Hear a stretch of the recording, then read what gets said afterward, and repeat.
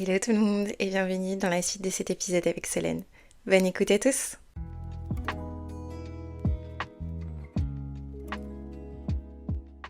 Et du coup, par rapport aux maladies, aux maux chroniques, tout ça, tout ce dont on parlait aussi tout à l'heure, est-ce que toi, tu aurais des conseils pour justement des personnes qui ont donc soit des maux physiques, des maladies chroniques, etc., ou qui ont passé, tu vois, une longue période sans avoir mis leur corps, etc., en mouvement, pour recommencer un petit peu à y aller en douceur, retrouver un petit rythme, etc. Bah, je pense que tu as répondu finalement à la question, tu vois. En fait, je pense que quand déjà on a le rapport au corps, en fait, en règle générale, c'est très propre déjà à chacun, sans même parler, tu vois, de pathologie, maladie chronique. Il y en a qui sont très à l'aise avec le corps, d'autres non. Mais d'autant plus quand on a des pathologies, c'est vrai que parfois on n'ose pas, tu vois, bouger parce qu'on a peur de se faire mal, on a peur d'amplifier. Moi, par exemple, à titre tu vois, de personnel, avec mon syndrome, si je fais une activité trop physique, trop intense. Tu vois, par exemple, je sais pas, moi, quand je vais courir, par exemple, quelque chose que j'aimais beaucoup faire avant, qui me permettait vraiment tu vois, de relâcher. Si je vais courir trop intensément, trop longtemps, ben, je vais faire une crise de ventre juste après. Parce qu'en fait, j'aurais trop secoué mon corps, j'aurais trop été brutale, en fait, avec mon corps sans l'être physiquement, tu vois, mais à travers l'activité que je fais, trop brutale, trop intense pour ce que mon corps peut recevoir, peut faire et du coup, ou dépasse en fait les limites concrètement. Ouais. Donc moi, ce que je recommande selon les... Après, c'est très difficile parce que tu vois, il existe tellement de pathologies différentes, tellement de mots différents, mais je pense que le maître mot, c'est ce que tu as dit, c'est la douceur, la bienveillance. C'est un peu, tu sais, s'envelopper, tu vois, s'envelopper de douceur, se trouver un cocon à travers le mouvement. Donc, petit conseil, ça peut être, mais vraiment, mais je sais que ça peut paraître insurmontable parfois, et moi je le vois, je le propose des fois dans mes cours, et oh là là, je vois des élèves qui sont paniqués parce que c'est très relié au lâcher prise. C'est tout simplement de mettre une musique qu'on aime, tu vois, une musique qu'on connaît, qu'on aime, qui nous permet d'être sécure, dans un endroit sécurisant, chez toi, sans personne. Et juste de, tu vois, ça peut être d'être debout, de fermer les yeux ou de se mettre un bandeau si on n'arrive pas, tu vois, à garder les yeux fermés. Et juste, tu vas juste balancer, ne serait-ce que balancer, tu vois. Ça, c'est du mouvement, en fait. Le mouvement, c'est pas forcément quelque chose qui doit être brut, qui doit être, tu vois, très actif. Ça peut être quelque chose voilà, de très doux. Ou alors, comme je le disais tout à l'heure, tu vois, une main sur chaque épaule, voilà, s'envelopper. Et juste, tu vois, et ça, je le fais souvent assis aussi, Mm. tu vois, en mode tailleur. Et juste faire ça. Et bien, juste de faire ça, on vient créer du mouvement, on vient créer de la fluidité, on vient créer cette énergie qui a besoin de circuler, cette eau, cette lymphe, ce sang, tout ça là qui circule. Et en fait, on est constitué à plus de 70% d'eau, tu vois. Et quand on fait ça, c'est comme, tu vois, j'imagine un peu comme si on était une vague. Je dis souvent ça à mes élèves. Tu vois, comme si on était une vague et qu'on est, voilà, se bercer tout doucement. Mais déjà, peut-être juste commencer par ça. Et au fur et à mesure, quand on s'en sécure avec ça, quand on arrive, tu vois, à toucher les épaules, on a cette conscience, finalement, tu vois, du corps et qu'on on est plus que notre chair, tu vois, quand on... J'ai tendance à, tu sais, à dire quand on bouge, c'est comme si, tu vois, ton énergie, elle suivait derrière. Je sais pas trop comment expliquer, comment visualiser, mais tu vois, on est plus en fait que ça et le mouvement permet énergétiquement beaucoup de choses, quoi. Donc moi, je recommanderais de commencer par ça.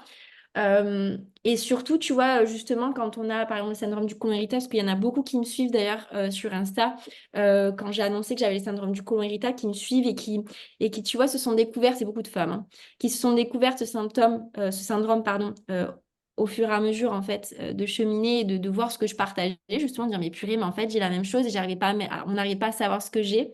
C'est important de rester en mouvement, en fait. Pas de mouvement brut, comme je disais, intense mais un mouvement parce qu'en fait, quand tu fais travailler le mouvement également, ça travaille au niveau des organes et ça travaille au niveau de la digestion. Et c'est beaucoup lié à la digestion. Du coup, c'est un du côlon irritable. Tout est au ralenti par moment et tout est trop rapide par moment aussi. Ça dépend, tu vois, selon dans quelle phase tu es du syndrome. Et voilà. Et en fait, de mettre en mouvement. Mais on le voit la différence, tu vois, quand on se met en mouvement, ne serait-ce que quand tu te réveilles le matin. Mm. Tu vois, t'es toute rigide, t'es toute raide, t'es tout crispé. Mm. Et juste de bouger, tu vois, faire quelques étirements, ou je sais pas moi, trois salutations au soleil, on voit la différence, tu vois. Et du coup, là, en règle générale, ce serait, s'il y a une pathologie, s'il y a un rapport au corps qui est, qui est, ouais, qui est différent finalement et qui est pas simple, voilà, parce que c'est pas simple de se reconnecter au corps, de se reconnecter à soi, c'est d'y aller mollo. tu vois, doucement, petit à petit. Et c'est peut-être aussi ben, de se laisser guider, tu vois. Mm. Ça peut être, moi par exemple, là, j'ai sorti, c'est pas pour faire ma promo du tout, mais j'ai sorti un programme, tu sais, pour l'été. Et en gros, dedans, j'ai mis une séance de yoga sans écran. Donc en fait, t'as Juste pas besoin avec de compte. mentaliser, voilà, de regarder, juste écoute. Et du coup, tu t'écoutes en fait, parce que le mouvement ne ressemblera pas exactement à ce que je te montre si j'étais en visuel. Ça sera avec tes propres ressentis. Et ça peut être quelque chose aussi à explorer, tu vois. Oui, totalement. C'est rare Ça en peut plus de être trouver effectivement des séances comme ça, juste à l'écoute et à l'intuition, sans forcément être en train de regarder l'écran, qui peut même d'ailleurs du coup te déconnecter totalement de ta présence à toi quand tu fais c'est la clair. séance. Oui, c'est ça. Et c'est pour ça d'ailleurs qu'il vaut mieux aussi parfois proposer des flots que tu répètes, tu vois, plusieurs fois. Moi, ce que je fais beaucoup, ce que je fais beaucoup, surtout en yoga danse, c'est des flots qui se répètent en fait plusieurs fois quand on fait pas une chorégraphie à proprement parler. Je fais des flots différents sur des thématiques. J'aime beaucoup la fluidité. Donc c'est beaucoup là-dessus. Et en gros, tu vois, on le fait une fois juste parce que tu as le mental qui rentre en jeu pour savoir si tu le fais bien, pour pas te blesser, pour avoir l'alignement, etc. Et puis en fait, en le faisant plein de fois, ton mental, il lâche, tu Oui. lâches prise et tu es juste dans le ressenti, Mm. tu vois. Ouais. Et il y a besoin, et c'est ça où la danse intuitive, le mouvement intuitif est hyper bénéfique, c'est qu'en fait, on cherche pas la performance, on cherche pas l'alignement, on cherche pas quelque chose de précis, si ce n'est de ressentir et libérer. Tu vois, et c'est pour ça que ça peut être bien, je pense. Le mouvement libre, moi, c'est. Je pense que si je devais faire une prochaine formation, tu vois, ce serait en danse-thérapie, des choses comme ça. Ouais, totalement. Ouais, ça me parle trop, quoi. Complètement. Et merci pour ça. Et Mais du coup, ça m'a amené une autre question aussi quand je t'écoutais parler, c'est comment est-ce que toi, tu as réussi à trouver, même si je sais que, comme tu disais, tu as déjà eu un attrait pour le mouvement, pour la danse, etc. Mais une fois que tu as passé cette phase un petit peu compliquée, ou même où tu as appris pour ta maladie chronique, etc., comment est-ce que tu as réussi à y trouver de la régularité dans le mouvement? Et à trouver aussi peut-être le mouvement qui te correspondait, tu vois, pour cette douceur et... ouais. Alors du coup, ben, on rebondit sur un peu ma méthode, je pense. Alors, j'ai enlevé le mot méthode parce qu'en fait, je me suis dit, c'est trop égotique, tu sais, genre méthode Oliflow. Du coup, je dirais approche, tu vois, genre approche Oliflow. Tu vois, ça me parle plus. Mais c'est tu vois, on évolue. Non, il y a 2 mois, c'était méthode Oliflow chez moi. Mais c'est bien, ça fait son chemin. Totalement. Euh, mais alors comment expliquer ça? Euh, je pense que on dit souvent, tu sais, la régularité, pardon, c'est la clé. Et je pense qu'il vaut mieux bouger 10 petites minutes par jour que 1 heure chaque 36 du mois. Mais attention, je pense qu'il faut savoir aussi s'écouter. Comme je te disais, il y a des moments où c'est OK de pas vouloir bouger. Et je pense qu'il faut pas se flageller parce que plus tu vas faire les choses à contre-cœur, plus ton corps va assimiler que là, oh là là, j'ai pas envie. Mais des fois, même si t'as pas envie quand tu t'y mets, c'est là où ça te fait le plus de bien, en fait. Parce que finalement, c'est ça. C'est de ça dont ton corps avait besoin. Et combien d'élèves me disent, c'est surtout l'hiver, oh là là, j'avais pas envie de venir, quelle flemme, tu vois. Et en fait, quand ils ressortent, c'est, oh là là, merci, quoi. Merci. Tu vois. Souvent, ce que je fais en hiver, d'ailleurs, c'est rigolo, j'envoie un petit message à mes élèves, je dis, allez, je sais qu'il fait froid, je sais qu'il pleut, mais c'est pas grave, je vous attends. Tu vois, faut toujours penser aussi aux bénéfices que tu as après, parce que quand tu as l'habitude, tu le sais, en fait, qu'après, tu te sens mieux. Donc, tu resteras régulier. Alors, la régularité, c'est la discipline aussi. Tu vois, il faut une certaine discipline. C'est comme ceux qui vont à la salle de sport. Tu es obligé d'avoir une discipline, une régularité pour sentir les bienfaits à long terme. Mais je pense que quand on est aussi dans le mouvement intuitif, c'est aussi s'écouter. C'est-à-dire qu'il y a des moments où tu auras envie, tu auras des moments où tu n'auras pas envie. Tu auras des moments où tu pourras faire que 5 minutes, d'autres où tu auras besoin d'1 heure. Je pense que tout dépend de ton humeur, ton état. Mais on le sait au fond. Tu vois, on le sait. Par contre, effectivement, quand c'est les débuts ou généralement quand c'est le plus difficile de s'y mettre, c'est là où il faut être régulier parce qu'en fait, c'est grâce à cette discipline qu'on va instaurer en fait cette routine, tu vois, au La quotidien. Et relancer un peu finalement. ça vaut pour tout en fait. Moi, après, moi, c'est différent. Je suis professeure de yoga, donc je bouge tous les jours. Mais par contre, ma pratique est différente de quand je l'enseigne. Et ça, c'est un gros challenge d'ailleurs en tant que prof de yoga. Et pourtant, ça fait qu'1 an, tu vois, que j'enseigne. De garder sa pratique perso aussi à côté. Et en fait, moi, je me suis rendu compte, du coup, ça rebondit sur ce qu'on disait, je me suis rendu compte que, et ça, c'est hyper important, mais c'est en cheminant et en expérimentant justement que je m'en suis rendu compte que j'ai pas trouvé de mots, mais j'aime pas en fait cette casquette de que prof de yoga parce qu'en fait, pour moi, je fais pas que ça, tu vois. Et c'est là où est venue l'idée de Oliflow, cette approche. Oliflow a toujours existé, mon podcast, ma chaîne YouTube, tu vois, ça a toujours existé, ça a toujours été là sans savoir exactement en fait vers quoi ça allait me faire tendre.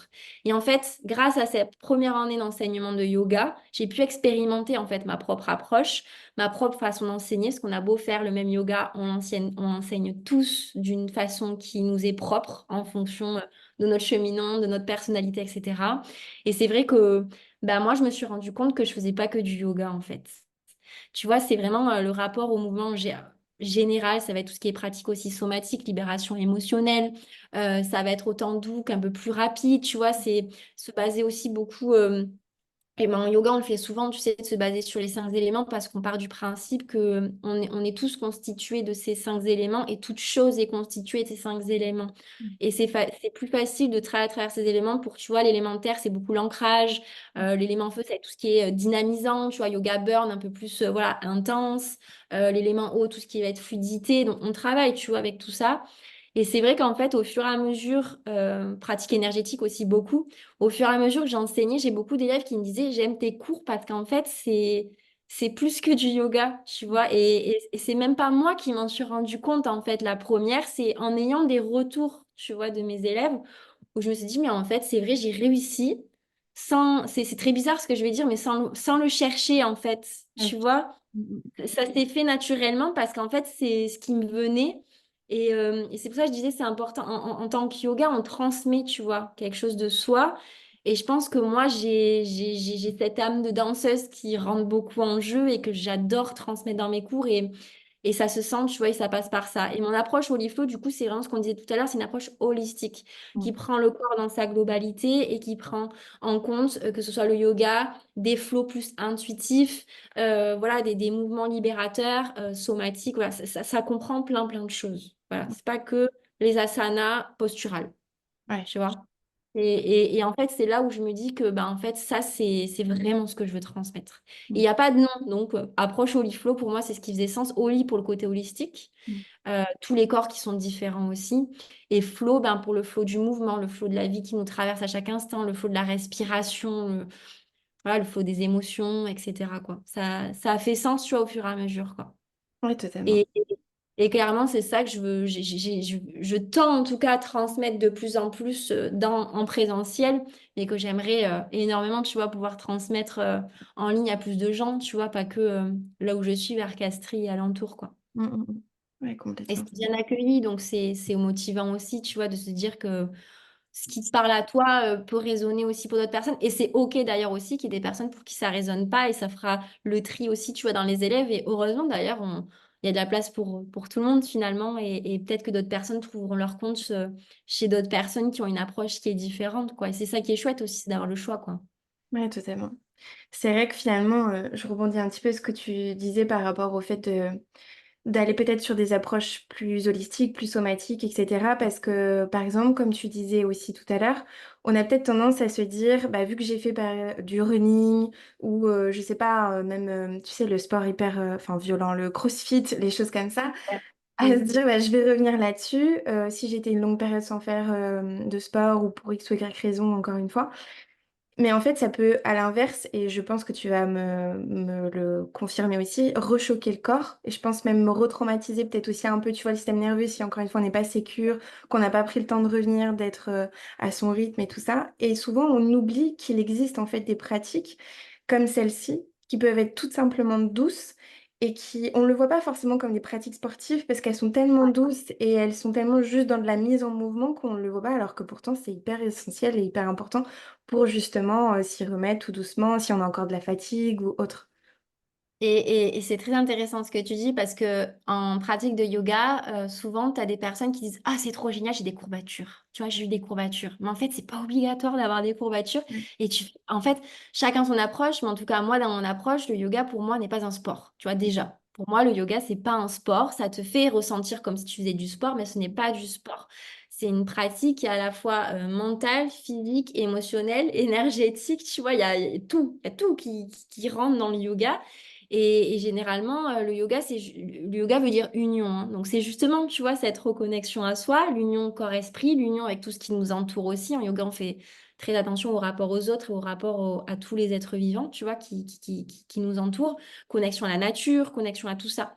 Et après, je pense que c'est un juste équilibre, en fait. Je pense qu'après, quand tu sors de trauma, selon les traumas, selon les pathologies, effectivement, tu as touché un truc du doigt, c'est que t'es déjà, en fait, t'es déjà en état de survie de ton côté. Si en plus tu rajoutes du choc à travers un mouvement trop intense, ton corps, en fait, et moi, c'est ce qui se passe d'ailleurs, tu vois, je le sens quand je fais un sport trop intense, mon ventre me dit stop, en fait, c'est pas possible, tu vois, moi, c'est très lié, bon, c'est les neurotransmetteurs, etc., mais entre mon ventre et ma tête, c'est-à-dire que les crises, moi, je les sens d'abord. J'ai un mal de tête à me casser la tête contre un mur. Et ensuite, j'ai mal au ventre. Donc, je sens, tu vois, maintenant, je sais même quand est-ce que je vais avoir une crise. Et justement, au contraire, d'être plus dans la douceur, dans la rondeur, dans s'envelopper, de se ramener, en fait, cet ancrage, tu vois, intérieur. Après, on peut essayer peut-être d'expérimenter, tu vois, des choses un peu plus intenses. Après, je pense qu'il faut pas en faire une généralité. Je pense vraiment, c'est ça qui est complexe aussi, c'est qu'on est tous très, très différents. Et que oui, il y a le système nerveux qui rentre en jeu. Parfois, bon, on va pas rentrer dans le sujet du système nerveux, mais parfois on est trop dans le sympathique, mais parfois on est trop dans le parasympathique aussi. Tu sais, c'est pas bon d'être trop dans le parasympathique non plus. Il faut vraiment un équilibre en fait entre les deux. Arriver à, on jongle chaque journée en fait entre les deux et le mouvement permet justement de réguler, d'être un peu dans l'un, d'être un peu dans l'autre. C'est pas bon de rester que dans l'un ou que dans l'autre. Parce qu'on dit souvent, oui, grâce au yoga, on active le parasympathique et c'est vrai, puisqu'on vient se calmer, on vient s'ancrer. Mais parfois, c'est bien aussi d'activer, tu vois, d'activer le sympathique, de pas trop être dans cette lenteur continue. Mm. Parce que c'est là aussi où on peut procrastiner, c'est là où on peut avoir du mal à passer à l'action et on a besoin de ce sympathique, tu vois, pour passer à l'action, pour nous donner l'énergie nécessaire. Donc voilà, je pense qu'il ne faut pas faire de généralité. Je pense que voilà, il faut faire attention aussi à ce qu'on dit, tu vois, sur les réseaux, on voit beaucoup passer. Je te l'avais déjà dit, moi c'est vrai que j'ai du mal, tu vois, à en parler parce qu'on en parle beaucoup de tout ça et qu'on voit de tout parce que c'est devenu très tendance. Mais d'un côté, tant mieux, tu vois, je trouve que c'est bien qu'on en parle. On a besoin en fait d'en parler et vu que les recherches avancent aussi sur tout ça, parce qu'il y en a beaucoup qui sont très il me faut des études, il me faut, mais en fait il y a tellement de choses qui ne sont pas prouvées scientifiquement et c'est très bon pour le corps et tu vois, il y a un moment donné, c'est un sujet ça aussi. Je pourrais en parler des heures, mais c'est pas le sujet d'aujourd'hui. Totalement. Non, mais par contre, je rebondis vraiment sur cette notion, comme tu disais, de toute manière, ça rejoint encore tu sais, ce yin, ce yang, cet équilibre, Ouais. ce côté Mm. où on est un tout, on a besoin d'un côté noir, d'un côté blanc, ces polarités, ces dualités. En fait, on est tout ça de toute manière. Ouais. Et encore Mm. une fois, ça le prouve dans nos échanges par rapport à la thématique du mouvement. Parce que là aussi, je te rejoins sur le fait que, encore plus nous, en tant que femmes, hein, on le sait, en fonction de notre cycle, en fonction même de la cyclicité de la vie, des événements, des situations, des contextes, bref, il y a des phases où tu seras peut-être plus dans un mouvement, effectivement, voilà, de douceur, de mouvement somatique, etc. D'autres phases où ça sera peut-être un peu plus intense et où tu, justement, cultiveras ce côté plus yang, etc. Et je pense que je te rejoins donc là-dessus, mais c'est hyper important de le souligner et c'est bien, justement, que Ouais. tu l'aies dit à travers cet épisode, que tout ça, oui, ça en fait un équilibre et que c'est important de trouver bah, ce qui nous convient pour, justement, amener un petit peu de ça, un petit peu de ça et pas être tout le temps que dans ça ou que dans ça. Donc, C'est ça, merci. et pas aller dans les extrêmes non plus, tu vois, voilà. En fait, je pense que c'est très dur au début, mais apprendre à s'écouter parce que, en fait, tout est déjà en nous. Et quand on apprend justement cette écoute qui peut passer justement à travers le corps, on sait en fait ce qui est bon pour nous et ce qui est pas bon pour nous. Voilà. Ouais. Et des fois, on a besoin de se faire accompagner, que ce soit pour le mouvement, que ce soit pour voilà, la thérapie par la parole. Tout est bon à prendre. Le tout, c'est en fait de s'ajuster, adapter, personnaliser en fait en fonction de chaque personne quoi. Et ça vaut pour le mouvement en fait. Ça vaut pour le mouvement. Il y en a qui adorent le CrossFit, hein. Tout à fait. Il y en a chez qui ça passe crème. Moi, je sais que je fais ça. Certes, je me sens bien après parce que tu transpires, etc. Mais mon corps, il suit pas quoi. Mon corps, Ouais, il me dit, c'est pas pour toi quoi. ouais, C'est c'est ça. stop it now quoi. Et pourtant, Il ça t'en veut pas fait dire. pendant une heure, quoi. Et ça veut pas dire pour autant que tu peux jamais le faire. Tu vois, ça veut dire que Non, si, je sais pas, tu as envie de te taper une séance de CrossFit une fois tous les 3 mois, bah tu peux quand même le faire. Donc c'est ça qui est bien aussi, justement. Ça C'est veut pas clair. Et dire. l'écoute du corps en passant justement par cette reconnexion à soi et au mouvement permet aussi ça, de se dire, bah là, je me sens dans des énergies Ouais. effectivement plus yang, ou bah, j'ai l'énergie nécessaire, je peux, tu vois, y aller sans me fragiliser d'autant plus si justement il y a des traumas derrière et des pathologies qui rentrent en jeu, quoi. On va pas s'alarmer encore plus derrière. Mais c'est hyper intéressant, franchement, comme sujet. Et ce qui est bien, c'est du fait qu'on en parle de plus en plus. Il y a de plus en plus d'expérimentation sur le sujet qui est fait. Et je pense qu'on est loin de tout savoir, tu vois, sur tout ça. Et le corps est tellement... ouais, c'est un outil magique, quoi. Tu vois, le corps, c'est notre temple. Il faut en prendre soin, quoi. C'est ce que je dis toujours à mes élèves, d'ailleurs. On en a, on en a qu'un. C'est vrai, totalement. C'est complexe comme à la fois c'est fascinant en fait, je trouve.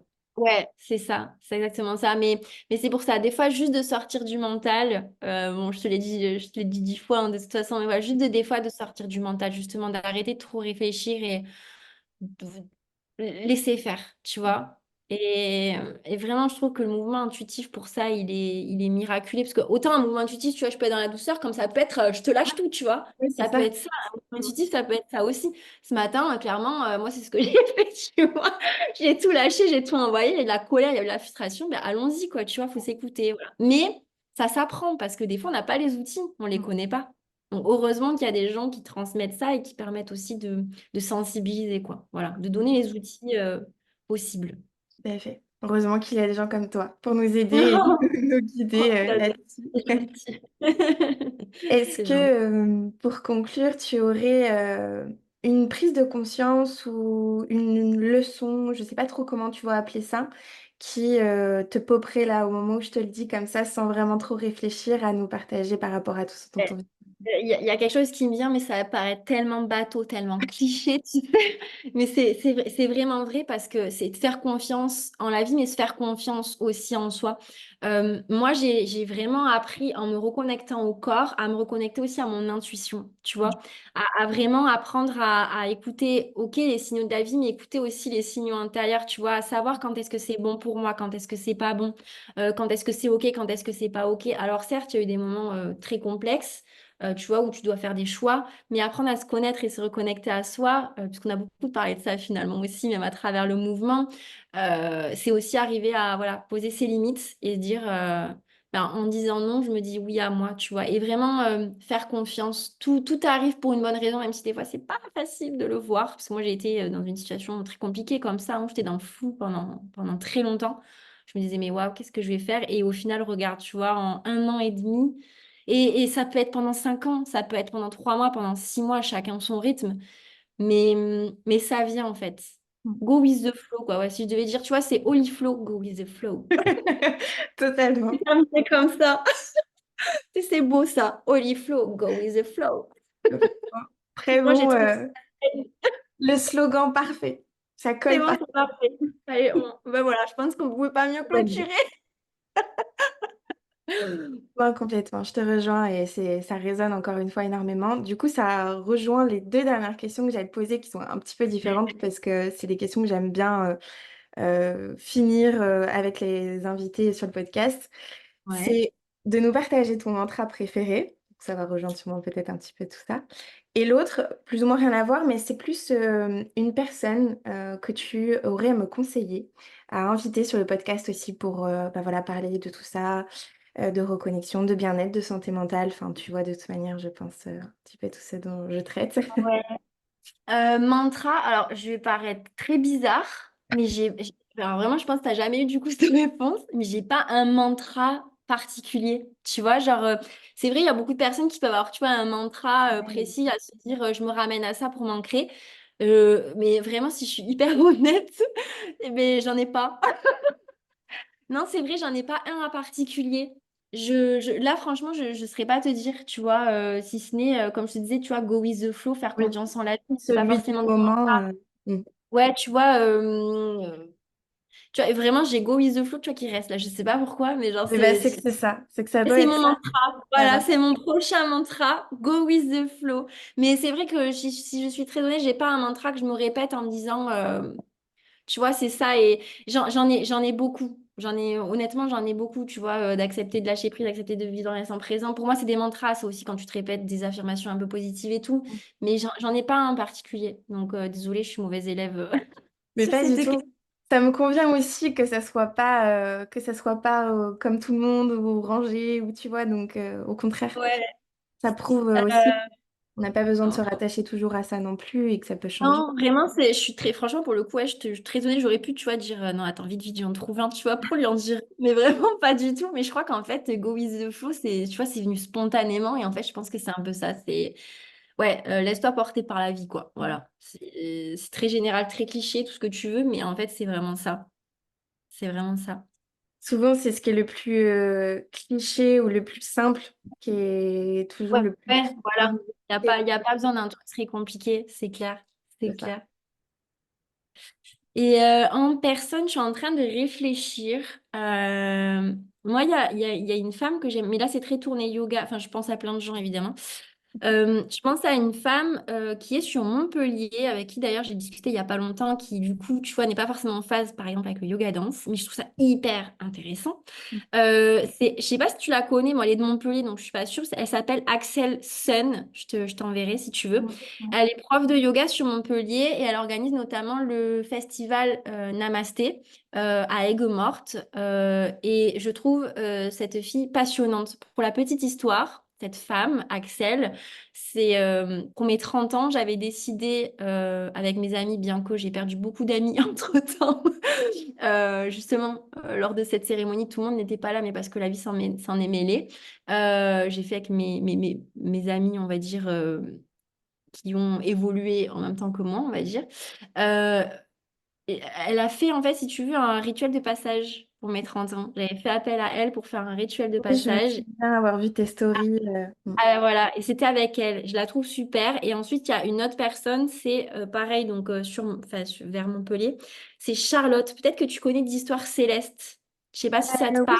oui, tout à fait, tout à fait. Je fais tout ce qui est contact défunt, etc. J'adore Charlotte. On a étudié dans la même école. Enfin bref, des synchronicités. Pareil, j'ai fait appel à elle pour tout ce qui est un petit peu carte, etc.